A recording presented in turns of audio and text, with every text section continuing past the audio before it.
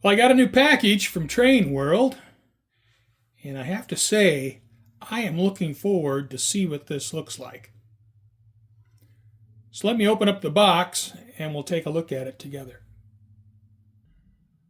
All right, well, I picked up one of the new runs of the Athearn Genesis GP9.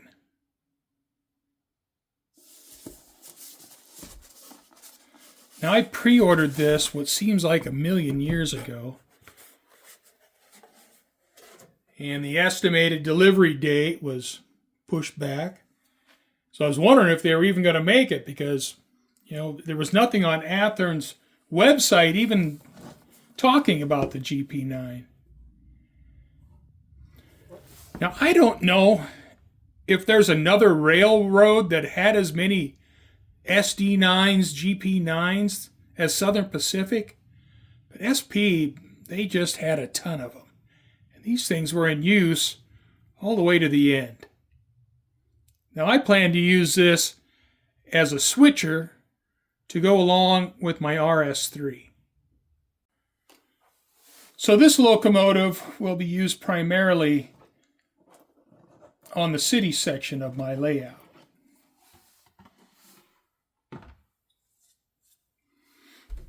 All the typical Athearn literature.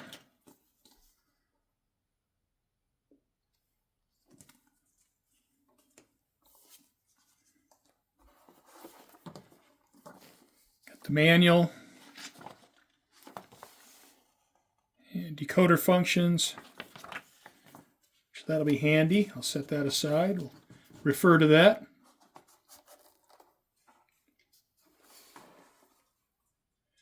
And there it is. Now, a while back, I bought two Walthers Proto GP9s. And I just was not happy with those at all. I ended up selling them. So until I got this GP9, I had no GP9s because I'd sold those Walthers models. Here's some additional parts.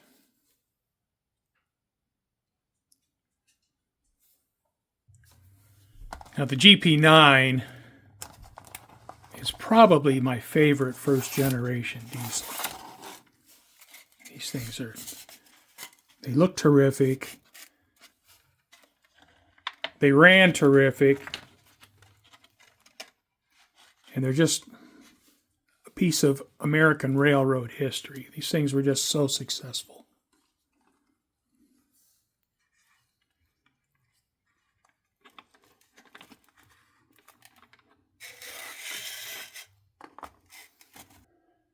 EMD built a whopping 4,257 GP9s.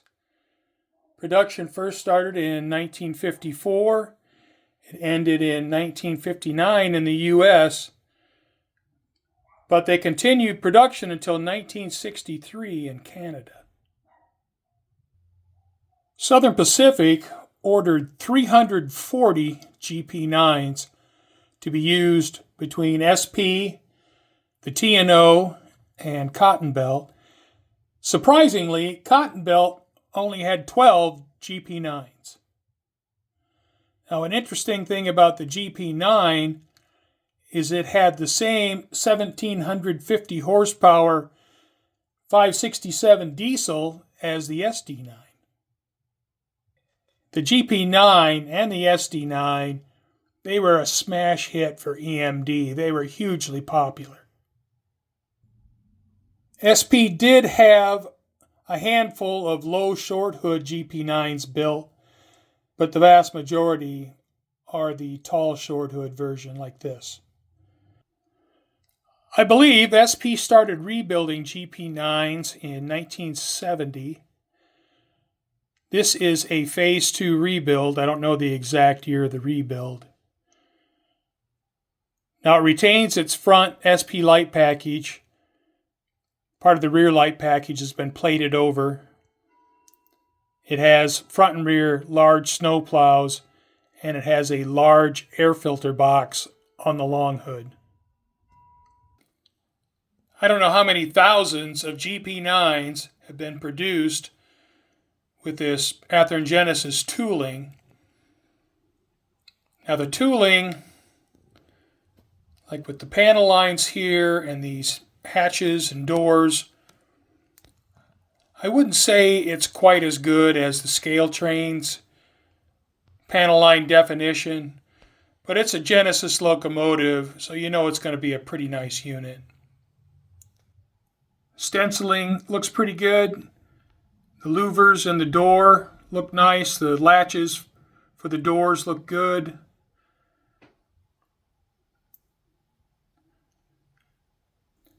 Now the diamond above the road number indicates that this unit is equipped with exhaust spark arresters. The armrest is a little bit crooked. Sliding windows. The class lights are just silver paint. It's nice that this unit retains its front SP light package.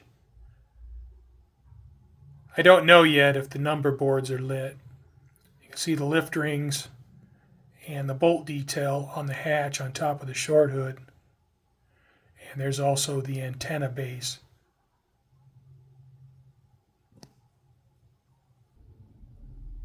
Stanchion detail looks pretty good. The walkway tread looks pretty nice.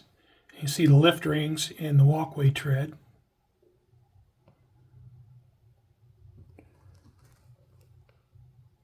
The windshield wipers look pretty good.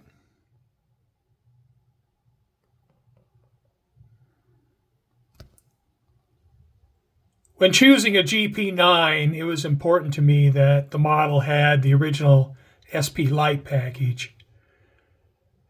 And this model keeps half of it. It's gone in the back, but it still has it in the front.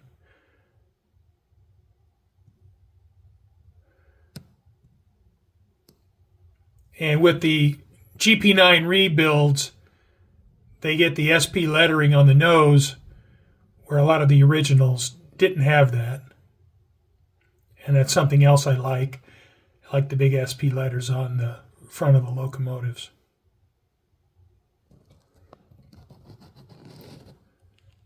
Has the MU stand for the cables. MU lines, air hose, uncoupling lever, drop step, plastic couplers. And I'll leave those for now. Someday down the road, when my layout gets further along, I'll start making changes to couplers and doing some light weathering, but that's not something that's going to happen anytime real soon. Now the air tank detail and plumbing is especially nice. I think they did a really good job with that.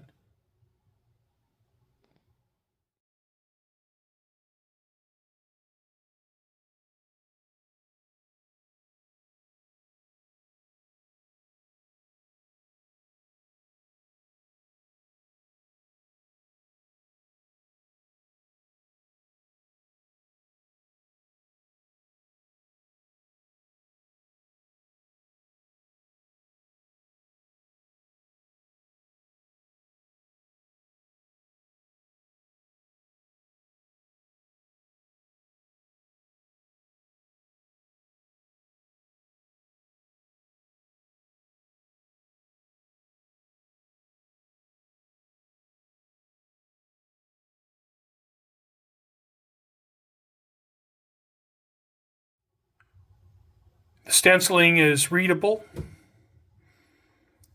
has to be magnified for me to read it, but it is legible.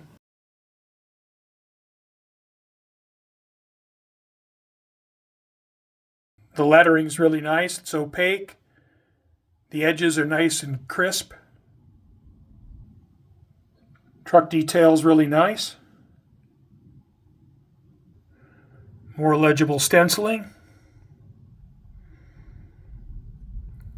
which is pretty impressive because this is 4 times magnified.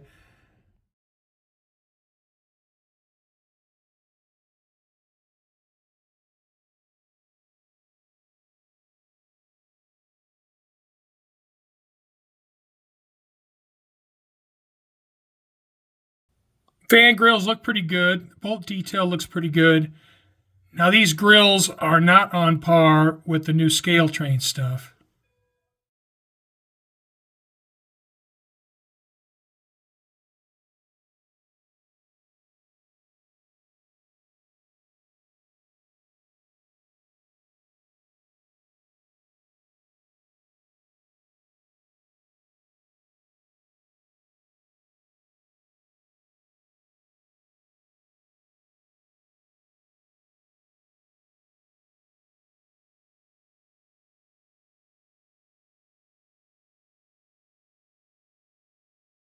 And here you can see where the light package has been plated over in the back.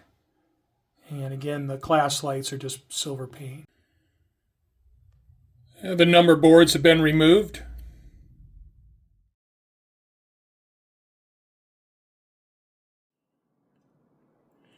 The red looks a little bit orange, but the gray looks really good. I mean, it's okay, but it looks a little bit orange. I don't know how old the tooling is for this model.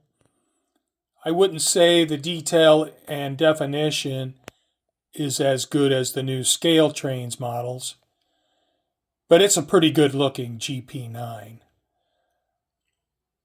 And it might be the best GP9 on the market. So my GP9 and my RS3 will be my two switchers. Now, obviously the VO1000 is also a switcher, but is paired up with my MT4 steam locomotive.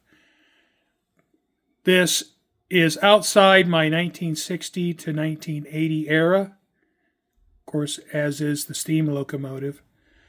But I wanted a switcher to work in conjunction with the steam locomotive. So I have the VO1000 that if I'm running the MT4 on the main line, I can switch with the VO1000. The RS3 and the GP9, I can use those as switchers with any of my other equipment. Before I get the locomotive out on the layout, I want to do a few things in JMRI Decoder Pro. And so I set the address to the road number. I also adjusted the speed table since these locomotives are way too fast out of the box. So I slowed this one down significantly. And I also reduced the sound volume down about 30-35%. I like to have the locomotives a little more quiet. Well, all right, let's fire up the GP9 and see what we have. It's interesting that it appears the default for the prime mover sound is on, so I actually have to press F8 to turn it off. But I'll turn it on now.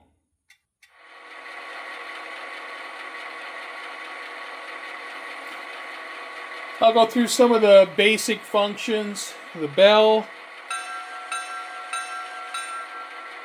That sounds awesome. The horn.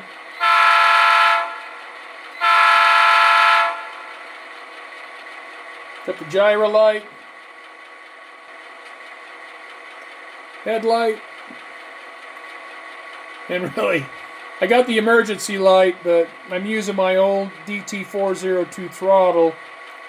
It's kind of a pain in the butt to get past 12, so I'm just going to skip that. But anyway, those are the important functions. Headlight, gyro light, bell, horn, engine sound.